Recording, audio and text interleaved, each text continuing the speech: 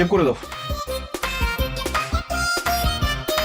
Shave করলে আমার ছিঁড়া ছিঁড়া লাগে, ট্রিম করে দাও। বস এটা ভালো বলছেন, এখন ক্রিমটা চলে বেশি, ক্রিমটা করে হালকা ফেসিয়াল করে দিই, দেখবেন আপনার চেহারা চকচক করতেছে। এই দাদা দাদা, ট্রিম পরে করি, আগে চুলটা কাটে নি। চুলটা আগে গাড়ি সিরিয়ালে। আমার দেখতে একটু কোরিয়ান কোরিয়ান লাগে না? আপনি যখন প্রথম ঢুকছেন তখন আমি আপনার দেখে জাংকুক মনে করছিলাম, বাংলায় কথা কওয়া শুরু করছেন তখন বুঝতে পারছি যে আপনি বাঙালি, আমরা দেশি। তবে একটা কোরিয়ান স্টাইলে কাটিং দিয়ে দাও, যেটা দেখলে কোরিয়ান কোরিয়ান লাগে। আপনার কোরিয়ান কাটিং দিলে কেউ বুঝতেই পারবে না যে আপনি বাঙালি। দুইটা সাইড একদম জিরো করে সামনে যেরকম করে রাখতে লম্বা, তাহলে ফেসটা লম্বা লাগতো। বস এইটা আপনি খুব ভালো বলছেন, আর সামনের চুলগুলা এই খাড়া করে এই বড় বড় জুতির মতো করে দিই, তাহলে অনেক ভালো লাগবে। বস আচ্ছা, আমার একটা কথা বলো তো, এই যে আমি একটার পর একটা বলতেছি এইভাবে কাটো এইভাবে কাটো, তোমাদের কোনো ক্যাটালগ নেই? কি বলেন বস? অবশ্যই ক্যাটালগ আছে। এই কাটিংটা কেমন লাগতো? বস ছবি স্পষ্ট বোঝা গেছে, দেখেন। ভালো লাগতেছে না? বস আপনার অনেক পছন্দ, ভালো। এই কাটিংটাও ভালো, কেমন লাগবে আমার? ওরে বস আপনার দেখে অনেক চুজ আছে বস। এই দেখছো, এই কাটিংটা কিন্তু একটু মজা আছে। ওরে বস এই যে আপনি যে তিনটা কাটিং পছন্দ করছেন ওই তিনটা কাটিং বস একের। ঠিক আছে, তিনটা মিলে একটা কেটে দাও। জি বস। আর তিনটা কাটিং দেওয়ার পরে এদিক দিয়ে একটা গজনি টান দিয়ে দিবা, বুঝছো? মানে এরকম করে এখান থেকে শুরু করবো, এখান থেকে একদম এই পর্যন্ত যায়। আগে বসনি কাটিংটা। চুল বড় করার কোনো কাটিং নেই? কি মানে দেখতাম যে চুলটা বড় করলে কেমন লাগে। আমার কাছে ঘুরে গেছে। আছে, দাও।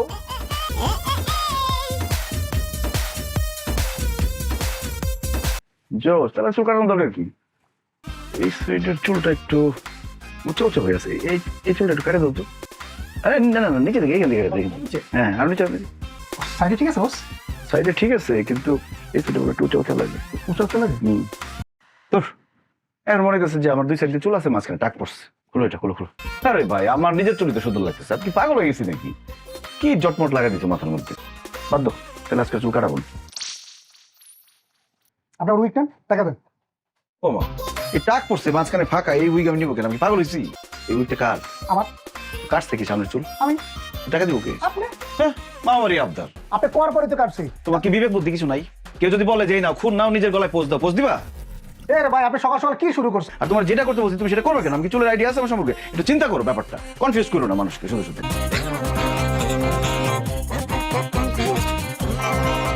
বড় একটা বিপদে পড়ে গেছি কি হয়েছে? ভাই, গাড়ির হঠাৎ করে স্টার্ট বন্ধ হয়ে গেছে, এখন আর স্টার্ট নিচ্ছে না। আর ইঞ্জিনের মধ্যে যে প্যাচ গোছ, এখানে তো গাড়ি স্টার্ট হওয়ার কথাই না। কি সমস্যা হয়েছে ভাইয়া? আমি তো প্রবলেম বলতে পারবো না, কারণ আমি তো জীবনে কোনোদিন গাড়ি ধরি নাই। গাড়ি মেকানিক দেখাইতে হবে। এটা ধাক্কা মিস্ত্রির কাছে নিয়ে যান। তাহলে আপনি ধাক্কা দেন, আমি বসি সামনে। হ্যাঁ আমি ধাক্কাবো? আপনার গাড়ি আপনি ধাক্কা দিবেন না?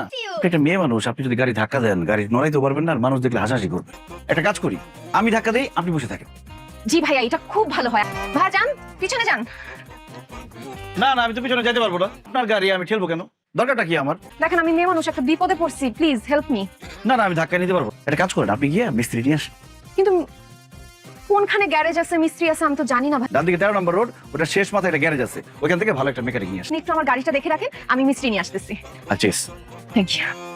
এই শুনুন শুনুন শুনুন, আসার পরে যদি দেখেন গাড়ি নাই, আমি চুরি করে নিয়ে গেছি, আর গাড়ি যদি চুরি করতে না পারি, গাড়ির চাক্কা ইঞ্জিন খুলে যদি আমি নিয়ে যাই, তখন? আপনাকে দেখে তো নেহাত ভদ্রলোক মনে হচ্ছে, একদমই চোর মনে হচ্ছে না। দুনিয়াতে যত বেশি চোর বাটপার আছে, সবার চেহারা ইনোসেন্ট হয়, ভদ্রলোকের মতো হয়।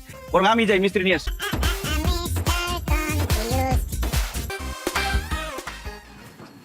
হ্যালো, আচ্ছা এটা কি মিস্টার কনফিউজডের বাসা? কনফিউজড? একজন লোকের সঙ্গে আমার আজকে পরিচয় হয়েছিল, তিনি আসলে যে কাজগুলো করেছে আমি আশেপাশে এলাকার সবাইকে বললাম, সবাই আপনাদের এই বাসার ঠিকানা দিল। একটু বুঝিয়ে বলবেন কি হয়েছে? আজকে আমি একটা বিপদে পড়েছিলাম, আমার গাড়িটা নষ্ট হয়ে গেছিল। তখন এক লোকের সঙ্গে আমার পরিচয় হয়, যে একবার বলছিল আপনি গাড়ি ধাক্কা দেন, একবার বলছিল আমি গাড়ি ধাক্কা দিই, আপনি মেকানিক নিয়ে আসেন, আবার বলছিল আপনি অপেক্ষা করেন। আমি বুঝতে পেরেছি আপনি কার কথা বলছেন। আমার দেবর, আমার দেবরের তরফ থেকে আমি আপনাকে সরি বলছি। না না, আপনি সরি বলছেন কেন? আমি আসলে কমপ্লেন করতে আসি নাই। আমার আসলে পেশাটা হচ্ছে এই ধরনের মানুষগুলোকে নিয়ে কাজ করা, আর আমি একজন সাইকিয়াট্রিস্ট। আমি যখন ওনাকে দেখলাম যে উনি এরকম কনফিউজ থাকে, আমার খুবই ইন্টারেস্টিং মনে হয়েছে এই কেসটা। প্রপার চিকিৎসা পেলে সে কিন্তু সুস্থ হবে, এই মেসেজটাই আমি আপনাকে দিতে আসছি, আর কিছু না। তাই নাকি? ভাবি, দরজা খুলে রাখছো কেন? কি ব্যাপার, আপনার গাড়ি ঠিক হয়ে গেছে? গাড়ি কিভাবে ঠিক হবে? একজন গাড়ির মেকানিক আনতে গেছিল, সে আর মেকানিক নিয়ে ফেরতই আসে নাই। এই জন্য আমাদের বাসায় বিচার দিতে আসছেন? ঠিক আছে, বিচার দেন। ভাবি, এই নাও, নূরের জন্য চিপস নিয়ে আসছি।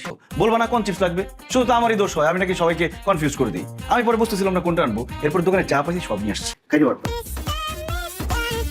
দেখুন, তোকে আর আমি কোনোদিন কিচ্ছু আনতে বলবো না। দেখলেন তো কি পরিমাণে কনফিউজড? একটা চিপস আনতে বলেছি, পুরো বাজার তুলে নিয়ে চলে আসছে। আমার একজন পেশেন্ট ছিল, সে 3 মাসের মতো পাগল থাকে। এরপরে তাকে আমি ট্রিটমেন্ট করে 3 দিনের মাথায় সুস্থ করে দিছি। ওনার যে অবস্থাটা আমি দেখলাম, আমার মনে হয় 7 দিন তাকে টানা যদি দিন রাত 24/7 ট্রিটমেন্ট দেওয়া যায়, সে সুস্থ হয়ে যাবে। তুমি আমার মায়ের পেটের বোন, তুমি আমার এই উপকারটুকু করে দাও বোন। এই 7 দিন তুমি প্রয়োজনে তুমি আমার কাছে থাকো। হ্যাঁ, আমার গেস্ট রুমে তুমি থেকে যাও, আর তোমার সমস্ত টেক কেয়ার আমি করব। এই আপনি এখনো জান নাই? না, আমি আজকে থেকে এখানেই থাকবো। এই ছাদে থাকবেন? আমাকে কনফিউজ করার ট্রাই করেন না, আমি কনফিউজড হচ্ছি না। আপনার হাসিটা কিন্তু সুন্দর, আপনি দেখতে সুন্দর, কিন্তু কি যেন একটা মিসিং আছে। মিসিংটা হইলো ড্রেসটাই ভালো লাগতেছে না। মনে হয় সাদা শাড়ি পরলে ভালো হতো, তাই না? মনে হয় নীল শাড়ি পরলে ভালো হতো। না, নীল শাড়িও না, মনে হয় কালো শাড়ি পরলে ভালো হতো, এরকম কিছু বলবেন তো? না না, দেখছেন আপনি কি কনফিউজ, আর আমাকে কতটা কনফিউজ করার চেষ্টা করতে। আমি আপনার এই কনফিউশন দূর করতে এখানে আসছি। মানে আমি একজন সার্টিফাইড সাইকিয়াট্রিস্ট। সবাই কনফিউজ থাকেন এবং সবাইকে কনফিউজ করে দেন, এইটা একটা রোগ। এই রোগের কিন্তু খুব সহজ একটা চিকিৎসা আছে। ধরেন 7 দিন যদি আমি টানা আপনার চিকিৎসা করি, তাহলে আপনি সুস্থ হয়ে যাবেন। যখন ছোট ছিলেন, খেলার মাঠে খেলতে যেতেন, তখন ক্রিকেট খেলবেন নাকি ফুটবল খেলবেন নাকি ব্যাডমিন্টন খেলবেন, খেলার মাঠে গিয়ে এটা নিয়ে কনফিউজ হয়ে যেতেন। পরীক্ষার হলে আপনি কি 1 নম্বর প্রশ্নের উত্তর আগে দিবেন নাকি 2 নম্বরটা আগে দিবেন নাকি 3 নম্বরটা নাকি 5 নম্বরটা, এটা নিয়ে কনফিউজ থাকতেন। এসব কথা আপনি কিভাবে জানলেন?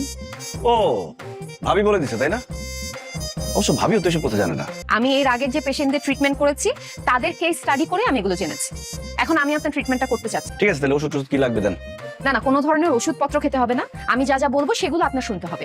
বিভিন্ন দেশের যুদ্ধের মুভি দেখলে আপনি নেতৃত্ব দেয়া, লিডারশিপ এবং ডিসিশন মেকিং এই জিনিসটা জানতে পারবেন। প্রত্যেকটা যুদ্ধের মুভিতেই একজন করে নেতৃত্ব প্রদানকারী নেতা থাকে, তাদেরকে দেখে আপনি ইন্সপায়ার্ড হবেন।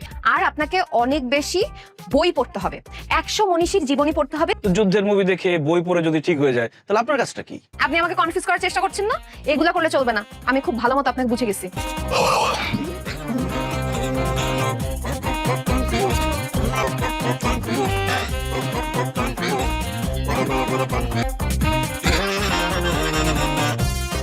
মিস্টার সনেট, বুঝলাম। আপনি ঘুমাচ্ছেন কেন? আমি ঘুমাইতেছিলাম। কে বললো আপনাকে? একটা ডায়লগ আমার লাইফের সাথে এমন ভাবে মিলে গেছে, ওইটা নিয়ে আমি একটু চিন্তা করতেছিলাম। মুভি দেখা তো শেষ। 3 ঘন্টার মুভি আপনি 12 মিনিট দেখছেন, আমি অলরেডি চেক করছি। এতক্ষণে 12 মিনিট শেষ হয়েছে? এখন এন্টেনার জন্য টিভিতে চ্যানেল থাকবে মাত্র একটা। ও কোনোভাবে কনফিউশন হওয়ার কোনো কারণও নাই। ভাবি, কি? ডিশের লাইনে কি সমস্যা? একটা চ্যানেল আসে। আরে ওই একটা চ্যানেলই আছে, এখন দেখলে দেখো, না দেখলে নাই। না দেখি। এগুলো সরার কথা, আমি এগুলো সরাচ্ছি। এগুলো সরিয়ে দিলে ও খাবে কি? ওই যে ডাল আছে, ডালটা খাও।